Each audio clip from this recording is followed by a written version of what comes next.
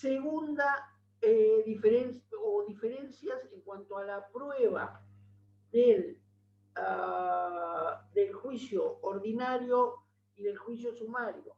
En el juicio sumario se podrán ofrecer hasta 5 testigos. Hasta 5 testigos, y se podrán ofrecer otros 5 testigos suplentes para el caso en que alguno de los testigos titulares no pudieran concurrir por cualquier tipo de imposibilidad. ¿Sí? Bien. Peritos. Profe, ¿sí? Disculpe, ¿y los testigos en el ordinario eran 3? Hasta 12. ¿Hasta 12? Los testigos en el ordinario eran hasta 12. Bueno, muchas gracias. 3 es lo que vamos a ver ahora. Los peritos. Los peritos en el ordinario hasta 3. Los peritos en el sumario 1. En el ordinario podría proponer 1 cada parte y 1 designaba el juez. Si se ponían de acuerdo ambas partes, podían designar 1 solo. ¿Sí? En el sumario, un solo perito designado por el juez. Bien, el plazo para dictar sentencia en los procesos sumarios es de 30 días en los juzgados unipersonales y de 50 días en los colegiados. Bien, otra de las diferencias, no existe alegato, no existen alegatos en el proceso sumario, en los procesos sumarios. ¿Sí? Entonces, vamos yendo con las diferencias, que eso es más que nada lo que vamos a preguntar en el examen. Y ahora yo después les voy a pasar, yo no sé si ya estará en el campus, pero si no se lo voy a pasar a Ezequiel o a Agustín para que lo manden, que son las diferencias que tenemos, que yo se las marco, entre los procesos ordinario, sumario y sumarísimo. ¿Sí?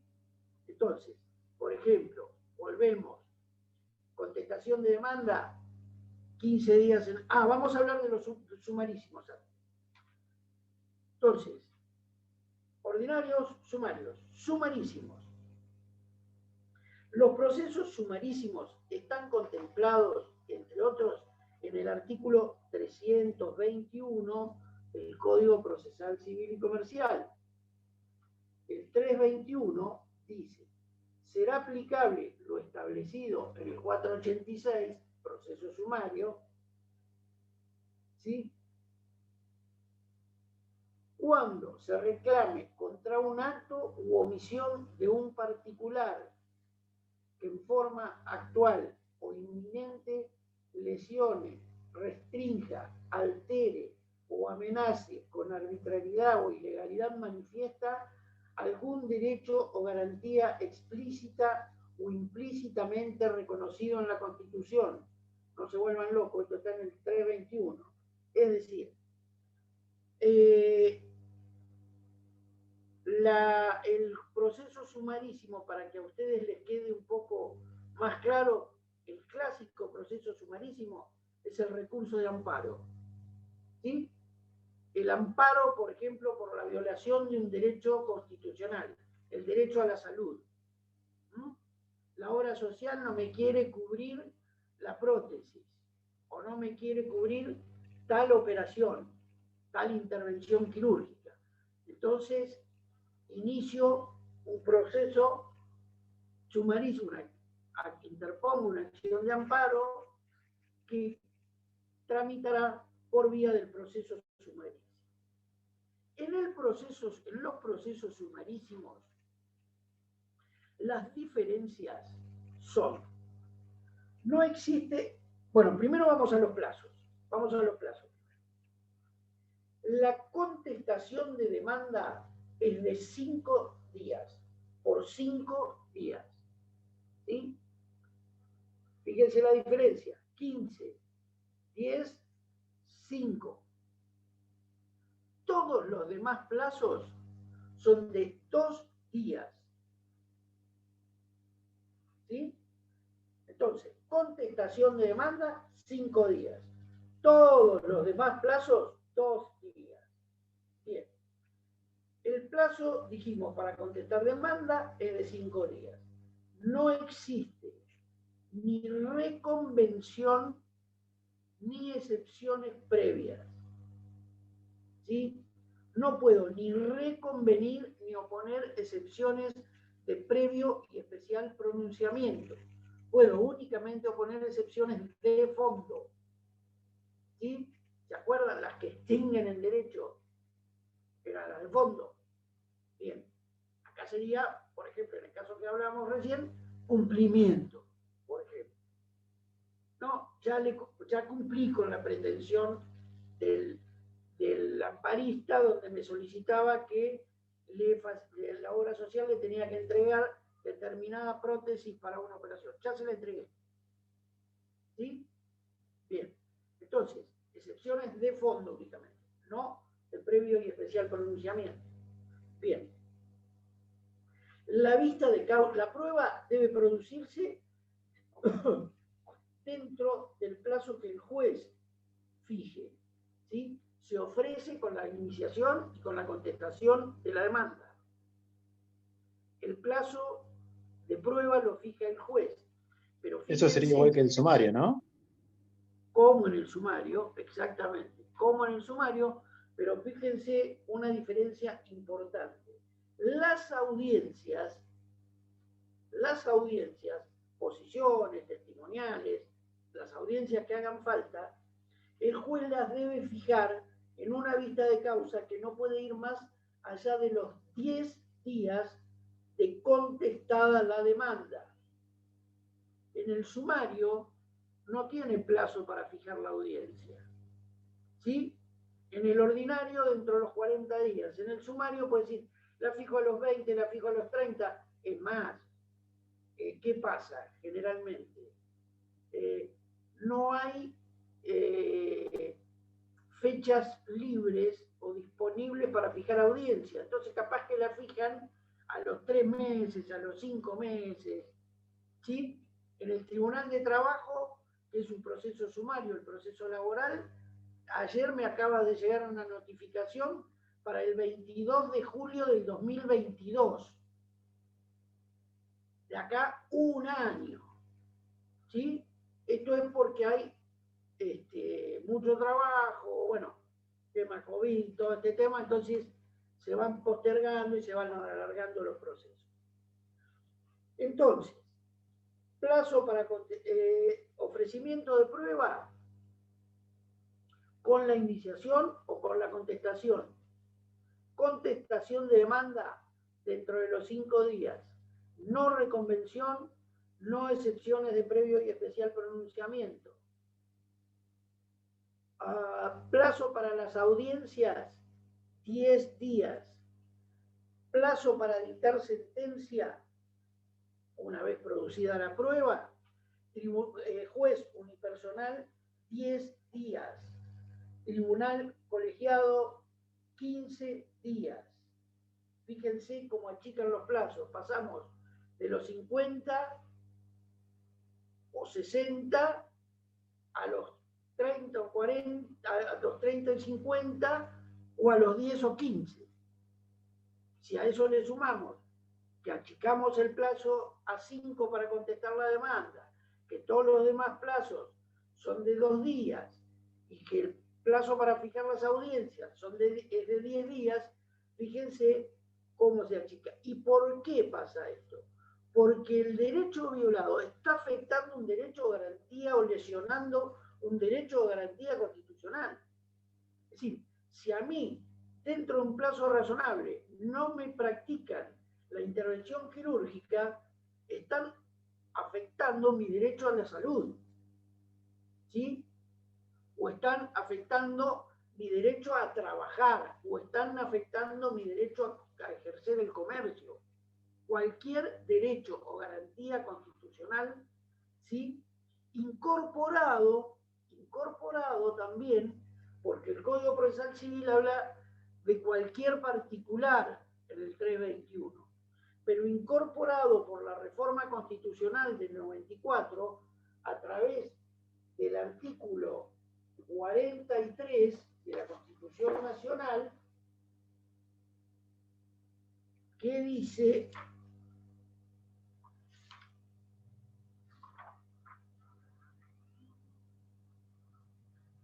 toda persona, 43 de la Constitución Nacional, toda persona puede interponer acción expedita y rápida de amparo siempre que no exista otro medio judicial más idóneo contra todo acto u omisión de autoridades públicas o particulares que en forma actual o inminente lesione, restrinja, altere o amenace con arbitrariedad o ilegalidad manifiesta derechos y garantías reconocidos por esta Constitución, un tratado o una ley.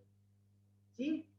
Bien, entonces, derecho garantizado constitucionalmente la acción de amparo que tramita por proceso sumarísimo. ¿Sí? Únicamente apelables, otra diferencia, apelación, únicamente apelables las medidas precautorias, es decir, si se decreta una medida cautelar, una medida precautoria, puede la parte demandada o afectada apelarla, o la sentencia definitiva. No hay otro tipo de apelaciones. ¿Está? Bien.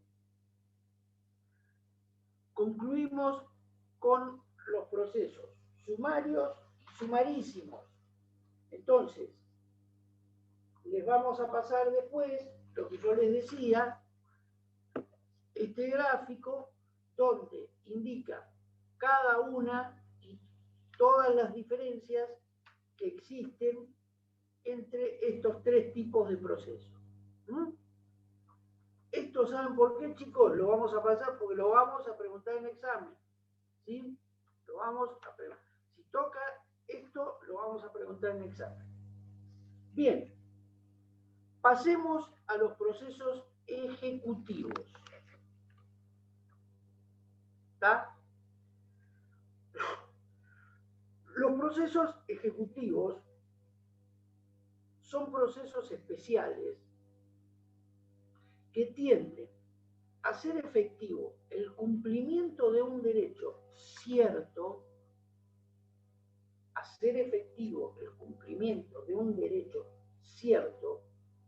o presumiblemente cierto. ¿Sí? Bien. Derecho cierto, una sentencia judicial o un laudo arbitral, con fuerza de tal. Es decir, se dictó una sentencia, no se cumplió dentro del plazo que el juez mandó a que se cumpla, o el tribunal arbitral mandó, o el juez arbitral mandó a que se cumpla, entonces se inicia lo que se llama un proceso de ejecución de sentencia, que parte de un derecho cierto. ¿Cuál es ese derecho cierto? La sentencia o el laudo. Firme, pasado en autoridad, cosa juzgada. No vale, si no ya agotamos los recursos o no presentamos los recursos, agotamos todas las medidas que tenemos.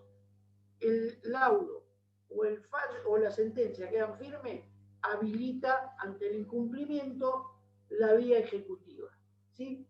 Derecho cierto. O presumiblemente cierto. ¿Esto qué es?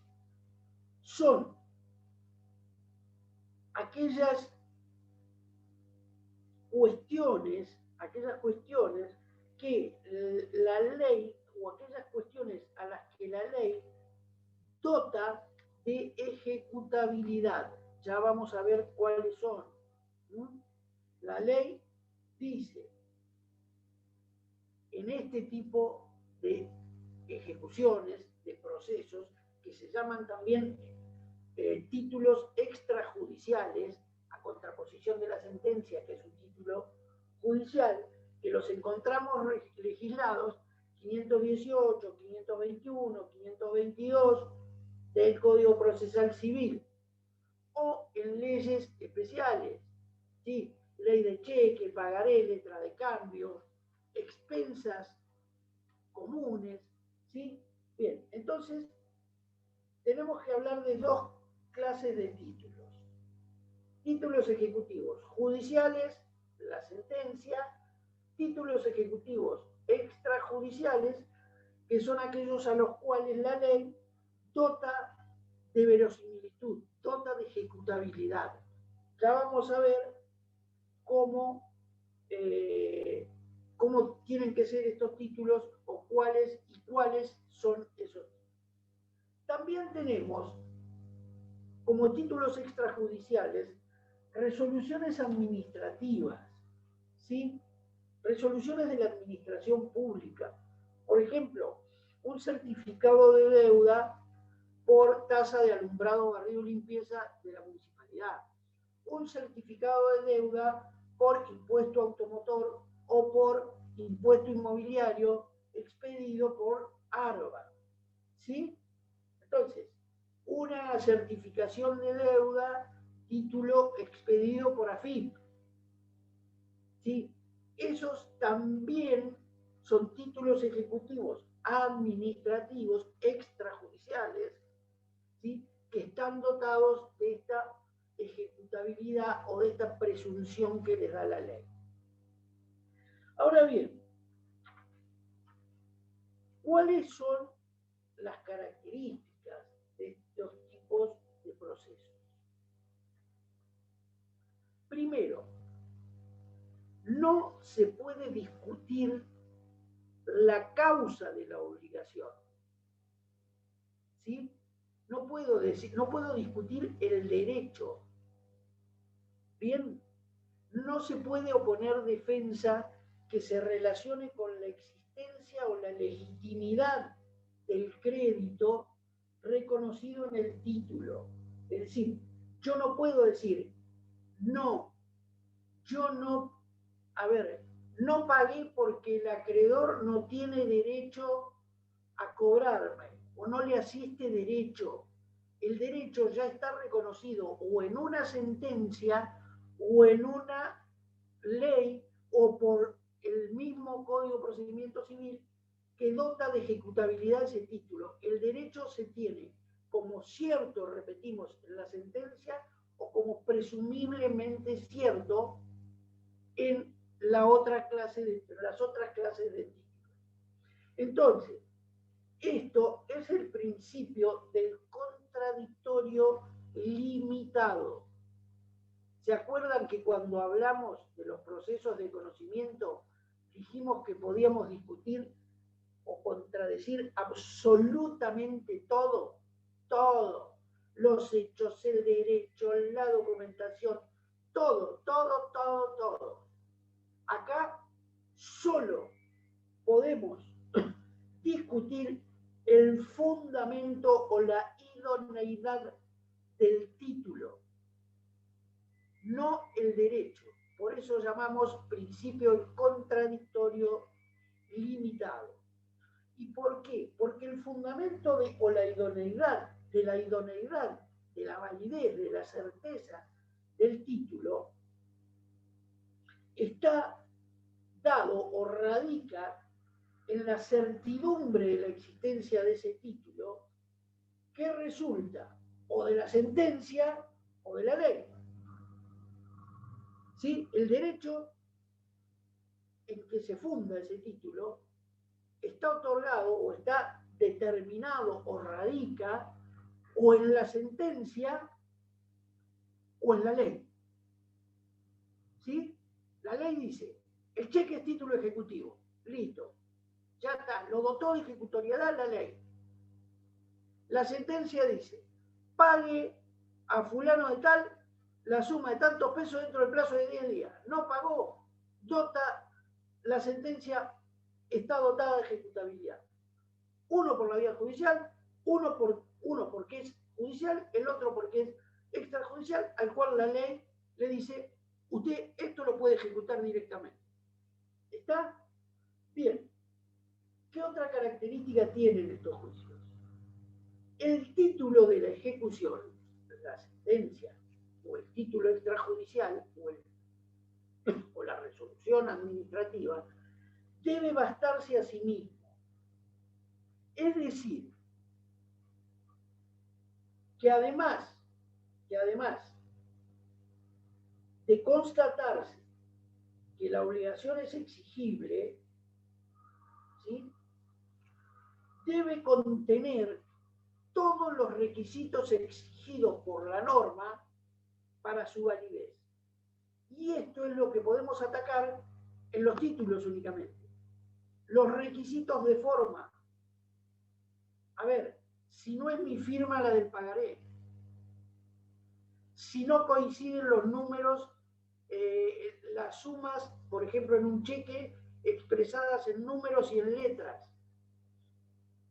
si está corregido, si está sobreescrito, si el pagaré, por ejemplo, no tiene domicilio de pago, si no tiene fecha de vencimiento, si no tiene suma, ¿sí?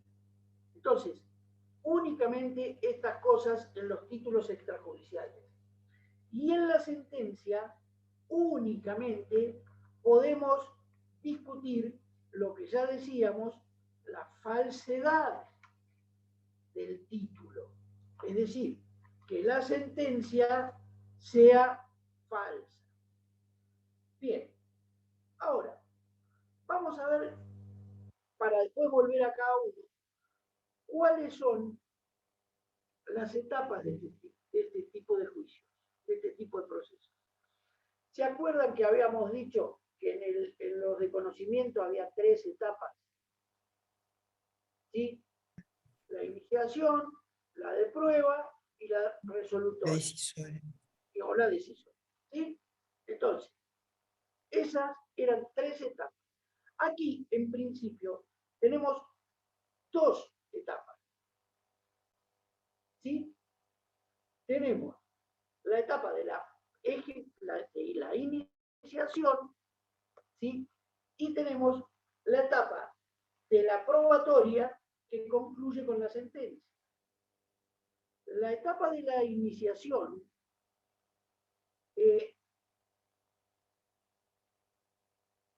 en cuanto al conocimiento de los hechos que teníamos que expresar en los procesos de conocimiento, ¿se acuerdan que decíamos?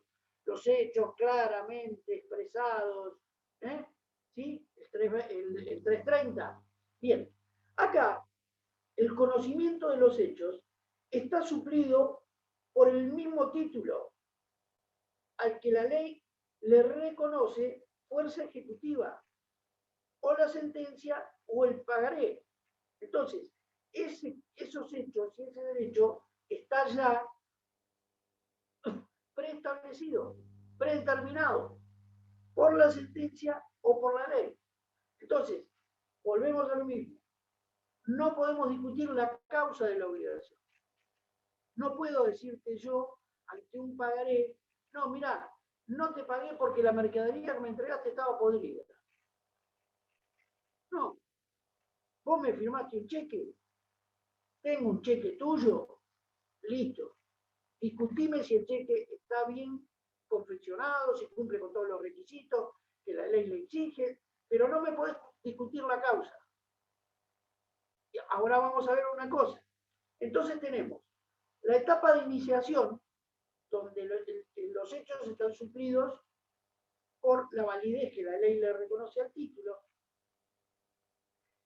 y la etapa probatoria. La etapa probatoria, en tanto y en cuanto se planteen excepciones. ¿Sí? Porque si no se plantean excepciones, nada, no hay prueba. Si yo digo, el título es ilegítimo. ¿Por qué? Porque la firma fue falsificada. No es mi firma. Muy bien, se abre a prueba. El título carece de suma líquida. Muy bien, excepción. Contesto demanda como excepción. ¿sí? Siempre y cuando, entonces, con la contestación de demanda, se opongan excepciones y se ofrezca prueba. De estas excepciones y pruebas, bueno, vamos a los plazos. Plazo para contestar. Profe, una pregunta. En el caso de la presentación de pruebas, esas excepciones que hay en este proceso, ¿pueden ser las intimaciones anteriores al juicio que haya tenido? La prueba puede ser todo. Vamos a suponer que yo te diga, vos me podés decir, es un pagaré que se debe abonar a la vista. Es decir, te lo tengo que llevar yo para que vos me lo pagues. Sí. ¿Sí? No tiene fecha de vencimiento, es a la vista. A la vista y sin protesto. Entonces, te lo llevo para que vos me lo pagues. Y vos decís, yo no acompaño la prueba que te llevé, el pagaré a la vista. O te acompaño un escritito, un papelito, así que dice, en el día de la fecha me constituí en el domicilio de Alicia Ledesma y le requerí el pago del documento. Lo firmo yo. Y vos me decís, esa puesta a la vista, esa intimación no es válida. Entonces me oponés la excepción. ¿Sí? De inhabilidad de título o de falta de intimación previa. ¿Sí? No presentaste el cheque al banco. ¿Y entonces qué me venís a ejecutar? Si el banco no te dijo si te lo pagaba o no te lo pagaba. Si el banco no te lo rechazó por algo, o por falta de fondos, o por lo que fuera, no me lo puedes ejecutar. Tendrías que haberlo presentado al banco primero. Que no podés decir, la Padula no me pagó. A ver el cheque, pero usted no lo presentó y se le venció el cheque. ¿Cómo sabe si se lo pagaban o no se lo pagaban? ¿Está? ¿Bien? Bueno. Entonces, vamos a suponer que ofrezcas pruebas de esto que estamos hablando. Entonces, se produce la prueba de las excepciones y después el juez dicta sentencia. Plazo para contestar demanda y para oponer excepciones, 5 días. ¿Sí? 5 días. Ahora bien, no los quiero complicar, pero vamos a suponer que vos me presentes un pagaré y que yo te lo tenga que pagar por una sentencia, porque el juez determine que yo te lo tengo que pagar. ¿Sí? El pagaré es válido, cumple con todos los requisitos formales, analizo externamente el título, cumple absolutamente con todo, te tengo que pagar a vos $10.000, porque el documento, el pagaré está en moneda extranjera. Listo. Te pago los $10.000. Yo no pude discutir la causa en el juicio ejecutivo. ¿Por qué yo te debo esos $10.000? Pero tengo sí una última posibilidad de discutir la causa en lo que sería, o algunos autores señalan, como la última etapa del proceso ejecutivo, que es la posibilidad de interponer una acción ordinaria posterior. Te pago, pero digo, hablando en criollo, me estás robando la guita. Porque esta plata yo te la debía por tal cosa y resulta que te pagué o que esto es falso. Y yo no puedo demostrar que el título, ¿por qué? Porque a lo mejor te di el pagaré en blanco o no tenía fecha de vencimiento. ¿Sí? Entonces, ¿qué puedo hacer yo? Una vez que me dictaron sentencia, que me condenaron y que pagué, puedo iniciar un proceso posterior para discutir la causa de la obligación. ¿Sí? Se los pongo en un ejemplo práctico. Lo que hablábamos del pagaré en dólares. Acá en el año 2001 se dictó una ley que se llamó Ley de Especificación en la Argentina. Todas las obligaciones anteriores, no me acuerdo si era el 4 de enero, al 6 de enero, no, al 6 de enero no porque era Reyes, al 4 o al 8 de enero, anteriores al 8 de enero, que estaban expresadas en dólares, se especificaban a un peso por dólar. 1.40. O 1.40. Bueno, 1.40. entonces, si vos me debías $10.000, me tenías que dar 14.000. O 14.000 pesos. Me tenías que dar porque era $1, 1.40. ¿Qué pasó en este caso? El pagaré, pero se podían constituir obligaciones en dólares con posterioridad a esa fecha. Era únicamente para las anteriores que se especificaba. Es decir, que si yo el 10 de enero pactaba con vos una obligación en dólares, vos me tenías que pagar dólares. ¿Sí? Si la pactábamos antes del 4 de enero, vos en lugar de dólares me tenías que pagar pesos. ¿Sí? Bien. ¿Qué pasó con este pagaré? Decía 4 de enero, fecha de vencimiento. Es decir, que estaba dentro de la órbita de la especificación. Entonces, en vez de 10.000, vos me tenías que dar los pesos, no los dólares. ¿Qué hizo el señor que tenía el pagaré?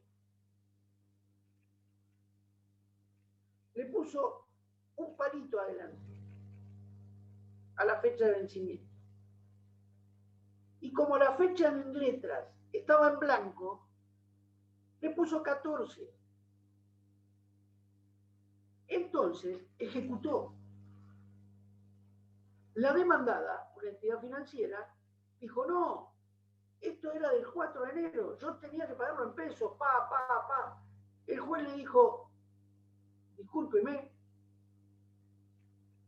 la causa de la obligación no se discute acá. Acá usted discutió que el pagaré era el 4 de enero y dijo que le habían agregado un 1 adelante y que se había completado con la fecha en letras. Posteriormente, usted otorgó el pagaré en blanco en ese sentido, lo puede llenar el acreedor como quiera, pague. Después haga lo que quiera, pero acá paga. El pagaré es válido. ¿Sí? Cumple con los requisitos exigidos por la ley. Pague. ¿Qué hizo esta entidad financiera? Pagó. E inició un juicio ordinario posterior donde dice, yo le voy a acreditar que este señor desde hace 5 años cobraba intereses en dólares todos los cuatro de todos los meses. Y esta plata debió haberla cobrado el 4 de enero. ¿Por qué? Porque cobraba el 4 de abril, el 4 de mayo, el 4 de junio, el 4 de julio o el día hábil inmediatamente posterior. Pericias contables, pruebas, exámenes de libros, informes a la FIP, declaraciones juradas, toda la prueba de la que pudo unirse el deudor, que ya había pagado, la ofreció. ¿Qué pasó? En el juicio ordinario posterior acreditó que el vencimiento era el 4 de enero.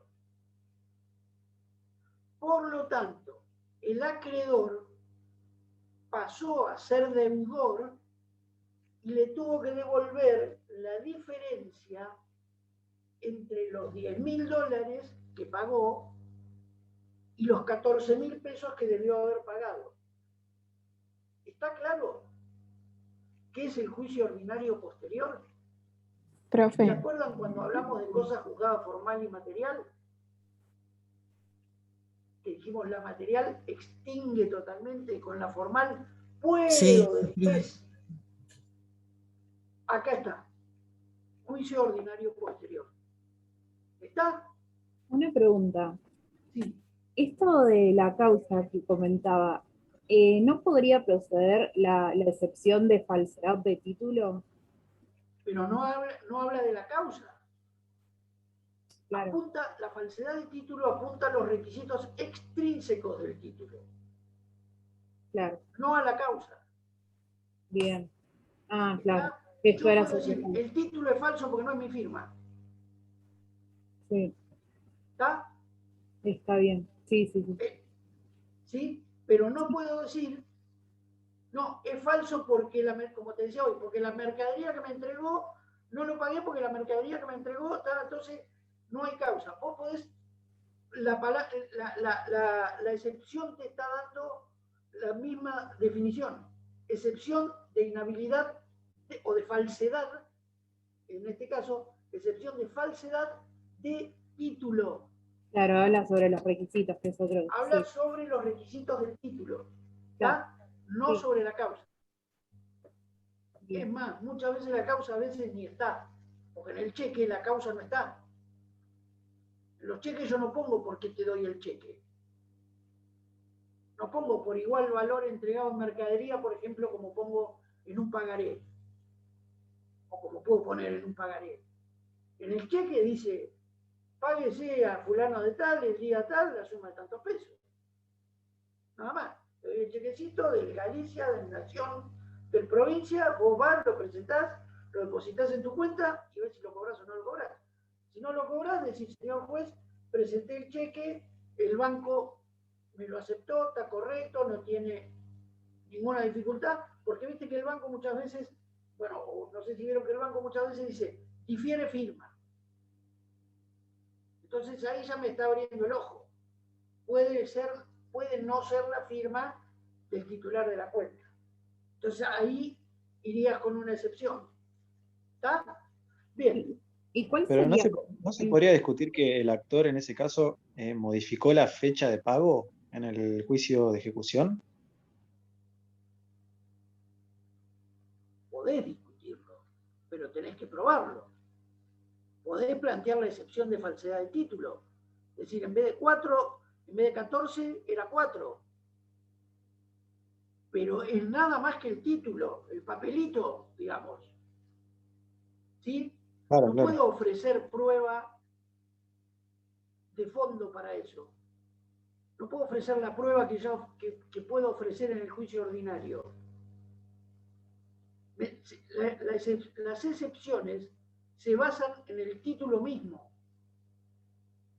¿Está? Y Sí, no perfecto, gracias. ni en la causa, ni en el origen, ni en nada, en el título mismo. Yo vamos a suponer que vos le corrijas la fecha. Y vaya un perito calígrafo y dice, sí, la fecha está corregida, está sobreimpresa. Vamos a suponer que era el 24 y vos le metas un 1 arriba del 2, o le metas un 2 arriba del 1, o le metas un 9 arriba del 4. ¿Está? Entonces ahí podés probar, decís, no, un momento, el título es falso, le modificó la fecha. Y ¿qué prueba ofrezco? Una pericial caligráfica. Cuando planteo la excepción de falsedad de título. Entonces va el perito calígrafo y dice, sí, acá donde dice 9, abajo decía 4. Está sobrescrito, o está sobreimpreso, o se modificó el valor, se corrigió el valor. Decía 40.000 o decía 10.000 y se le puso 100.000 o se modificó, ¿entendés? Esas son las cosas que se pueden cuestionar. Y No en el la, por qué. ¿Está? y Bueno, en vamos la, a la perdona, en la falsedad de ejecutoria, digamos, en las sentencias, ¿cómo probás? acabamos. Acabamos. La falsedad ejecutoria, ¿te acordás que dijimos, si yo te traigo una sentencia, vengo con una sentencia falsa? Entonces digo, ofrezco excepción de falsedad ejecutoria en la sentencia. líbrese de oficio al juzgado 5 para que me mande copia certificada de la sentencia. O pongo excepción. ¿Cuál es mi prueba? Oficio al juzgado que dictó la sentencia para que me acompañe la sentencia que dictó certificada o el original. Entonces ahí yo te digo, esta es la que presentaste vos, esta es la que manda el juzgado. Yo te ejecuté por 400.000 cuando te tenía que ejecutar por 40.000, porque le hice el pícaro y le modifiqué al papelito que llevé, a la copia de la sentencia que llevé para ejecutar, le modifiqué una suma, por ejemplo. ¿Sí? Bien. Sentencia. Disculpe, ¿le puedo hacer una pregunta? A ver si entendí. No, esperen una cosa, no se vuelvan locos. No nos vamos a meter en título ejecutivo. Eso lo van a ver cuando rindan derecho comercial. Acá estamos hablando de procesal, ¿sí? Y de procesal, digamos, de preprocesal.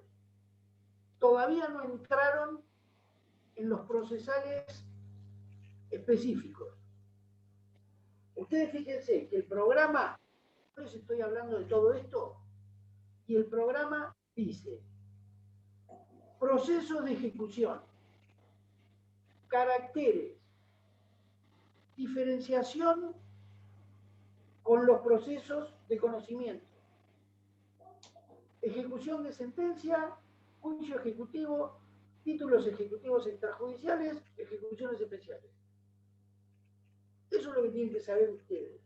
Todo esto de la excepción, de cuál se puede oponer, de cuál no se puede oponer, ya lo vamos a ver, pero en esto no vamos a profundizar. ¿Sí? Yo te puedo preguntar, ¿se puede en un proceso ejecutivo, porque es diferente de los procesos de conocimiento, plantear una tercera instancia? ¿O plantear un juicio ordinario posterior? Eso sí me lo tenés que contestar. Yo no te voy a preguntar, a ver, opuesta la excepción de inhabilidad de título por un defecto formal en el título, en el número de los títulos. Corresponde hacer lugar a la excepción. ¿Qué prueba puedo ofrecer? Nada, yo de eso no te voy a preguntar nada. Te voy a preguntar, ¿qué puedo discutir en el título ejecutivo? ¿Puedo discutir la causa? No, perfecto. ¿Qué puedo discutir? Lo que hace al título, los aspectos extrínsecos del título. Perfecto, aprobada. ¿Está? Porque si no, nos metemos en materias que no son nuestras. Si ustedes se complican la vida, que no tiene sentido. Lo que ustedes tienen que saber es las diferencias con los otros tipos de procesos, con los procesos de conocimiento, que ya dijimos cuáles eran, ¿sí? Y sobre qué puedo, es decir, qué puedo hacer, qué no puedo hacer. Tiene 2 etapas, no tiene 3. ¿Sí? Contesto de cuál es el plazo para contestar demanda y oponer excepciones. 5 días.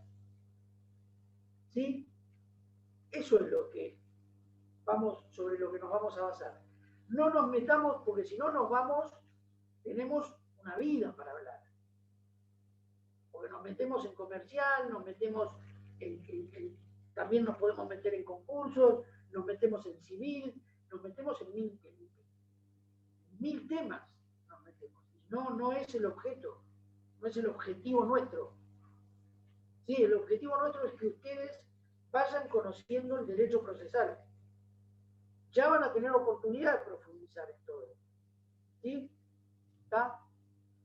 Ahora, si querés, haceme la pregunta. No, igual, gracias. Está bueno saber qué es lo que tenemos que saber para prepararnos, así que está bueno saber esto. ¿Sabes qué pasa? A ver, yo te puedo, te repito, este ejemplo que les puse, se los puse para que ustedes se den cuenta de lo que puedo hacer después. No te voy a preguntar cuándo podés plantear un juicio ordinario posterior.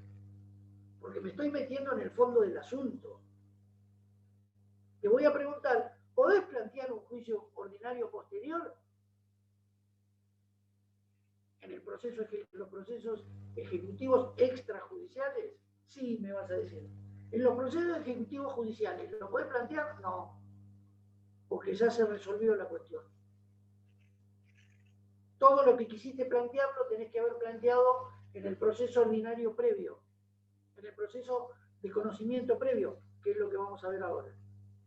¿Sí? Claro, yo lo que quería preguntar era que los procesos ejecutivos es el incumplimiento de una sentencia firme. O sea, se hace un proceso. Ese es el judicial. Ese es el judicial. Título ejecutivo judicial. Incumplimiento de una sentencia firme. Porque ahí ya no se discute nada, sino que lo que se está discutiendo es que... nada, ni tampoco podés ir a un juicio ordinario posterior, a un juicio de conocimiento posterior, porque lo que tuviste que discutir ya lo discutiste. Claro. Ahí te están diciendo, pagá, o entregá la casa, o escriturá, o cumplí con tu obligación. ¿Ese entonces es el proceso ejecutivo cuál? Judicial. Judicial. Que parte de una sentencia firme. Y ahora acá entramos. Bien. Proceso ejecutivo judicial. ¿Sí?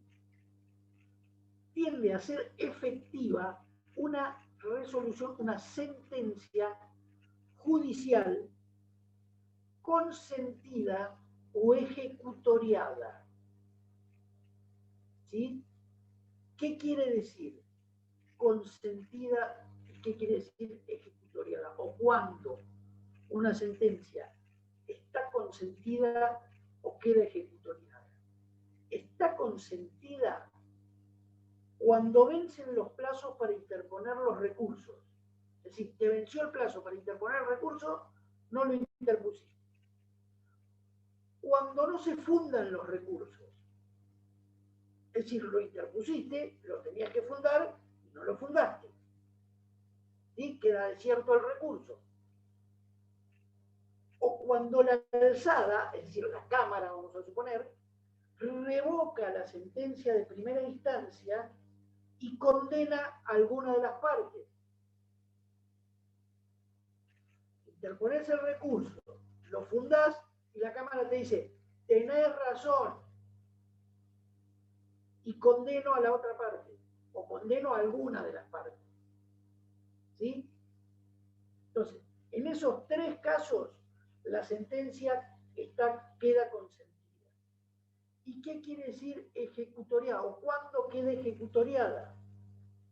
Cuando la sentencia es confirmada por el superior, es decir, es confirmada por la sentencia de primera instancia, es confirmada por Cámara.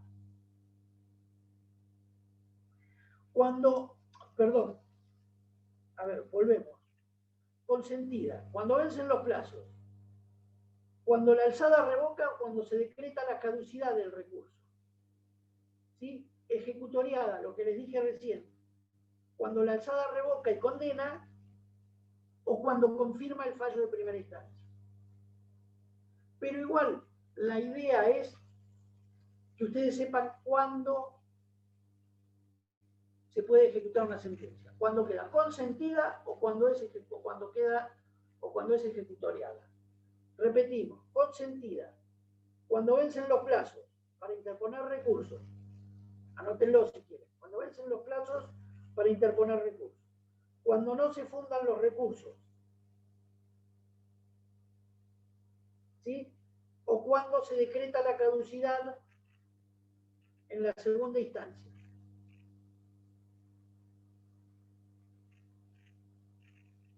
Cuando es confirmado, cuando no se fundan, cuando vencen los plazos, cuando no se fundan los recursos o cuando se decreta la caducidad. Ejecutoriada, cuando es confirmado por el superior y cuando la alzada, la Cámara, revoca la sentencia y condena a alguna de las partes.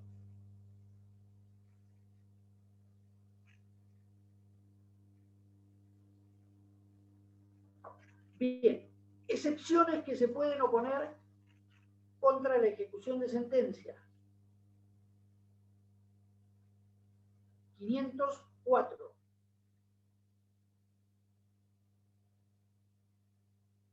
Falsedad de la ejecutoria, que era lo que hablábamos recién, ¿te acordás? Es decir, se adulteró la sentencia, no sé con quién lo hablábamos, con Alejandra creo que lo hablábamos. Prescripción, es decir, venció el término para que se ejecutes, te quedaste sin derecho por transcurso del tiempo. Pago, es decir, en un momento pagué, quita, espera o remisión. El 504. ¿Sí? Bien.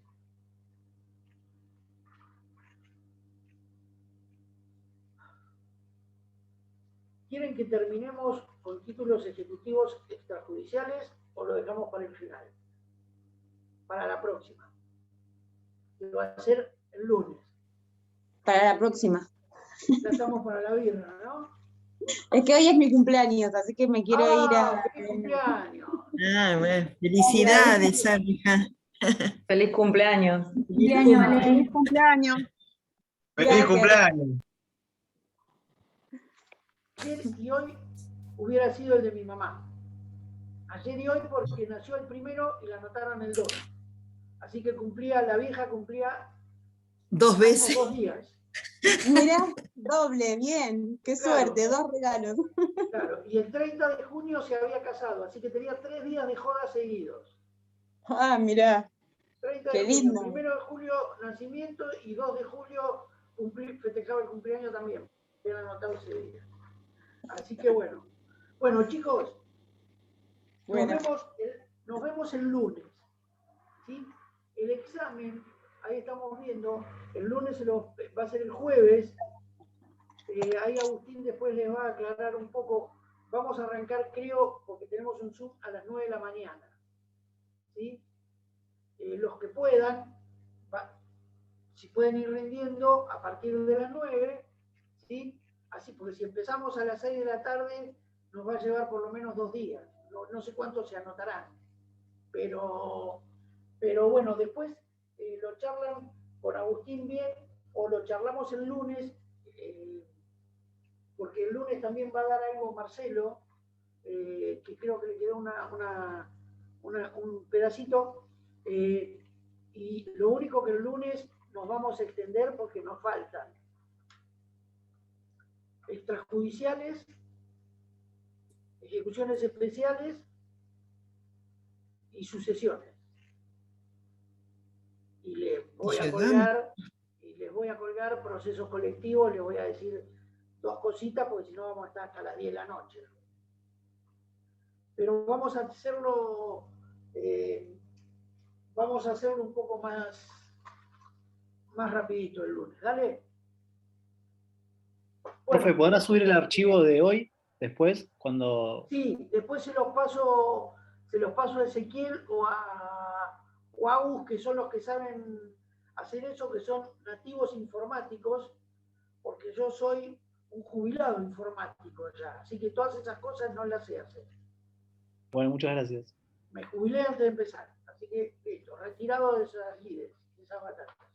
Chicos, nos estamos viendo el lunes. Rafa, una pregunta. Una pregunta. De los procesos que nombró, que falta dar, especiales y sucesiones, ¿qué entraría de eso en específico? No te escuché, a ver, ¿qué? Perdón, Los procesos que faltan dar. en los procesos especiales y sucesiones, digamos, ¿qué habría, digamos, en detalle como los de conocimiento? No, en principio, por ejemplo, en los extrajudiciales, que se pueden oponer más excepciones que en los judiciales. Sí. ¿Sí? Bien. Después, lo mismo. Después, todo lo demás es lo mismo. Tenés el plazo de 5 días para contestar o para poner excepciones, se amplía las excepciones que podés oponer. Saber cuáles son esos. Sí. Cuáles son los extrajudiciales. Después, en las ejecuciones especiales, son 2 y es nada más que mencionarlas, saber cuáles son. Prendaria y hipotecaria. ¿Cuál Hipotecaria. es la hipotecaria? ¿Cuál es la prendaria? ¿Qué es una prenda? ¿Qué es una hipoteca? Listo. Bien. Ya está. Sucesiones. Saber qué es. Un poquito del proceso, saber que hay sucesión testamentaria, sucesión sin testamento o ab intestato. Sí. 2 o 3 cositas de procedimiento, efectos de la sentencia, terminó sucesiones. Procesos colectivos, ampliación de la base en cuanto a los sujetos activos o pasivos, efecto de la sentencia, que en los procesos no colectivos es en interpartes. Claro. Es ley para las partes. Y en los procesos colectivos amplía la base de la sentencia y puede ser erga omnes. Ahí está resumida la clase que viene. Bien, para más o menos tener una idea. Sí, les repito, chicos, esto lo tomo yo. ¿Sí? Puede que meta la cuchara a Tamonio porque es un tipo muy jodido. Pero, no, pobre Marcelo, bueno. Pero Habla mal de usted, ¿eh? él habla mal de No. mí, sí, ya sé. Dice que es mal. Eso es envidia, Mirta, me tiene envidia. No, el tema es, esto lo pregunto yo. Entonces, ya les digo, esto es un, si quieren llamarlo de alguna manera, que no me escuche el doctor Vaso porque me mata, un preprocesal. Es decir, es la entrada, la puerta de entrada al derecho procesal. ¿Sí? Porque fíjense que ustedes acá ven, desde procesos, ven modos anormales de terminación de los procesos, ven tipos de procesos, ven recursos, que no me escuchen. Yo no elegiría recursos ni muertos, pero bueno, a algunos les gusta. Borrar grabación, por favor. Pero les quiero decir, por ahí nos entusiasmamos y les preguntamos si van demasiado bien, les seguimos preguntando. O si van demasiado mal, les preguntamos un poco más para ver si zafan. Pero, como les decía hoy, no les voy a preguntar qué puedo cuestionar del título ejecutivo. Eso ya van a tener tiempo para verlo. Saber, ya les repito, que puedo cuestionar los aspectos extrínsecos del título. Listo. Que no puedo discutir la causa. Listo. Que puedo haber un juicio ordinario posterior. Listo. ¿Está? Tampoco, ¿qué dice el 486? ¿Qué dice el... Sí. A mí me gusta trabajar con código. Te digo, lee el 486 y explícame qué dice, por qué dice eso, qué quiere decir eso. Está ahí. ¿Está? Lee el 330. Bueno, el 330 no porque es el Padre Nuestro.